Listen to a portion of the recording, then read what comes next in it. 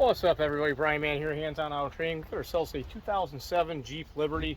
We're going to get into in a second. I got to tell you, I did my initial little quick diagnosis. I tried to start this thing. Customers' complaint is it doesn't run. As you see, I'm starting it. Nothing. I'm going to go ahead and hit the gas pedal real quick. Let's see if we can make it run. So I haven't scanned this yet, but it sounds terrible. It idled for a while and then it died. But we do have a new throttle body on here, so you guys see, brand new throttle body. This tube for the breather is kind of jacked up. This is all MIA. It's not going to the back of the intake down there. You might be able to see it's capped. The intake has a cap on it. This is supposed to go there. But in my little bit of testing, I went and I touched the EGR tube and it's smoking hot. I mean, this thing was sitting here, it hasn't been running. The EGR tube is very hot. So what's going on, I believe, is we have a EGR valve that's probably going to be stuck. I'm going to take a look at the data PIDs here and see if we can see anything for the EGR valve being out of position. I'm going to smack that with a hammer and see if we can get something to change with our EGR position. Hopefully we didn't burn a hole in our manifold or anything, because even the intake manifold is pretty warm for this thing just running just a second or two, or should I say maybe 20 seconds at best. So let's take a look at what we got on our scan tool here. I haven't been on YouTube for a long time, way overdue for making a video for y'all. Had my hand surgery, maybe you can see here or not, but they did this hand up, but my right hand's going to be following here. I need that surgery bad. It's really hurting. So let me see if I can get this in the shade. Hopefully everybody's doing good. Like I said, I haven't been on here for a long time, and I figure I just give something live and unedited here. See what we can come up with. Standalone Diagnostics, okay. Can't get the scan tool so we can see. There's our VIN number. All right, and we're just going to do a quick pre-scan on the entire vehicle. I want to see what codes are setting everywhere. I guess supposedly it's stalled out on the road. The customer said the throttle body was at like 100% or something of the sort, and he replaced that, but we still have issues, as you see. So we'll hit OK. I am liking this Autel 909 scan tool. I do have the EV version. Pretty nice tool. I really do like the fact that it has the topology map based on the network. The top-down scan tool has basically a topology picture view, if you will, as well. So if I click this, you'll see here. Oops, I gotta be on the internet. Let me get my internet fired up. All right, my internet is turning on. We're just gonna do a scan here and see what we have. We got 5 faults in the ECM. Oh, that's not good, right? So we're gonna see and let this go through its list, and let me see if we popped on the internet. I think we did. So we should hit the topology button, and well, it's not going there yet. Let me see if I can get that going. All right, so we've got a couple of an O2 sensor code, implausible vehicle speed, cylinder emitter number 3 misfire. I'm not going to worry about that stuff too much. So this is that topology report. Like I was saying, this tells you basically the DLC pins that you're accessing to get to whatever module. So you got your pin 2 and your 6 and 14. Pretty cool stuff. But what I want to do is click on my powertrain control module here. We're going to look and see if we can find that. ECM, we're calling it ECM, not PCM. I want to get in here, and I am looking for a EGR valve data PID. I feel like this thing over here is flowing when it shouldn't.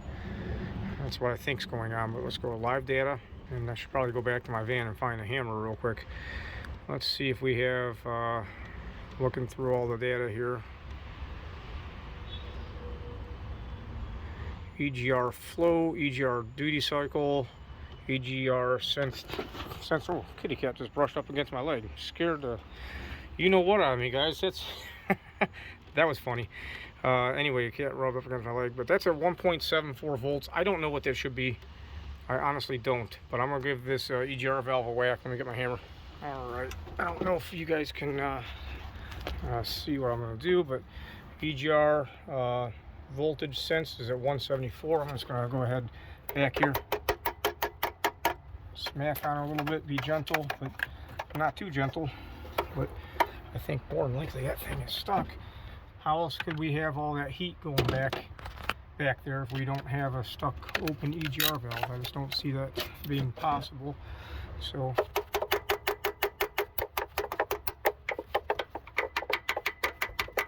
and where we go here. Went up to 1.8 volts. I don't think that's a big enough change for what I was expecting. I might go ahead and command it on and off too. I've had a couple of these things start up, or if I can get it to idle and then smack it, it might shut. So we still got nothing going on there. Let's see, our voltage is changing, and then oh, of course we lost it. I think I gotta back out and go back in on the alot here with the key cycle. It lost its communication. Hope everybody out there is doing very good. I've been very busy with all kinds of good stuff, some bad stuff, but whatever. You gotta do what you gotta do. EGR position sense volts is 185. I think I'm gonna go ahead and see if I can't. What does it take to take this thing off in the field? I don't think I'm gonna be the one doing that. I might go get a bigger hammer and would have maybe fix it, but I think that EGR valve is definitely stuck. I think I can go look online and find a known good position for it. Try that out. All right. Hey, we made it up to 2 volts. Every time I tap on it, the voltage is going up higher and higher. So I thought it was supposed to be something like 3.4 or 4 volts or 4.5. I really could look at service information at this point, and that probably wouldn't be a bad idea, to be honest with you all. But let's just try and... Still nothing there. Let me see if we have the option to toggle this EGR valve on and off and watch the voltage change. And if we can't do that, I'm gonna have to go get the service information out and take a look at you know, how this thing works. We're gonna go over here to active test. And guys, I don't have my little mobile rig I've been working on to try to do some cool stuff and have you guys have screen captures of this as I'm working, but you're just gonna see it on the telephone. That's what we get today. So let's hit sense volts, okay, and let's see. So we're at 2 point something volts. We're gonna put our EGR valve to 79. Now it's down to 1.2. Let's turn it off. Oh, it went to 3.8 volts. So let's go ahead and see if we maintain this. If we probably cycled the valve open and close. So I go back to my live data. We're gonna go over here to our EGR valve. Sense volts is at 3.81. That is good. Let me go ahead and let's go ahead and start this.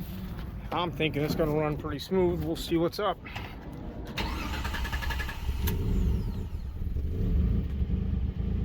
And it's running better. It's not perfect. Let's take a look at the scan data and see what happens. Let me see the throttle response real quick. Pretty good for a Jeep, I suppose. So we've got a snorkel coming off. The snorkel's not on. That's got to get on. We have this tube, our breather tube is not even hooked up. It is broken. The breather tube needs to get fixed. But I think for the situation I have here, my customer will be happy. Guys, I really do appreciate you taking time to watch. If you have any comments or questions, be sure to let me know. Hit that like and subscribe button, notification bell. I'm going to try and get some more content coming your way. I've just been having trouble with my hands here, kind of slowing me down. Also, if you guys want the membership site, handsonautotraining.com, we've got the premium membership meetings where we actually go over live case studies together, interactive. It's on Zoom meetings. We do that twice a month. That gives you access to those live meetings and all the core stuff. And the core, you get quite a few videos. I think I got like 80 or 90 videos up there right now. All different stuff, from programming and diagnostics to basic electrical testing, picoscope diagnostics, all kinds of good stuff. You guys be sure to check that out. Have a great day. Bye-bye.